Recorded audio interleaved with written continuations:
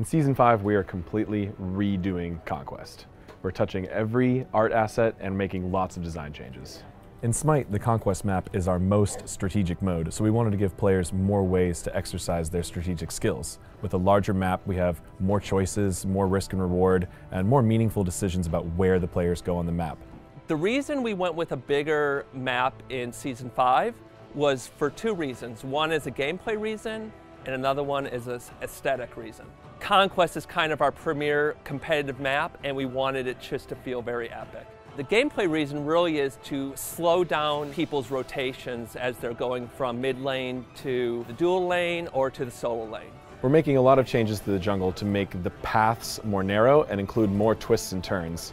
The environment is going to have a very different feel that's more enclosed and intimidating, and jungle fog is making its return to just add to the tension of being in the jungle. When players were going from lane to lane, it would be a lot more of a dangerous area. So we wanted to also create a forest that was a little bit more expanded onto the lore and the universe of SMITE. You're going to see completely new characters for the buff camps, the experience camps, the lanes, the minions, the towers, the bosses, everything.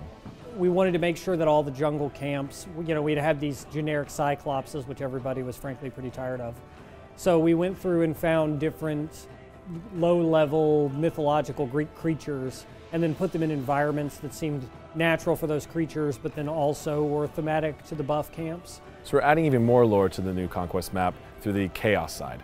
The entire environment is being changed to look like the Greek underworld in relation to what Hades is doing in the SMITE story. We're also changing the character models for the Titans to be more inspired from the actual Greek Titans. The Titans were just kind of like the Order Titan and the Chaos Titan. They didn't really have an identity.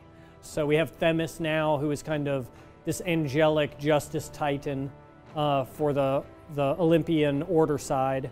And then for the Chaos side, we have Cronus, who's the father of Zeus, who is a prisoner in Tartarus. The idea was to bring in more accurate lore elements and kind of mash them up in a new and different way that would make the Conquest map feel very different from what you were used to.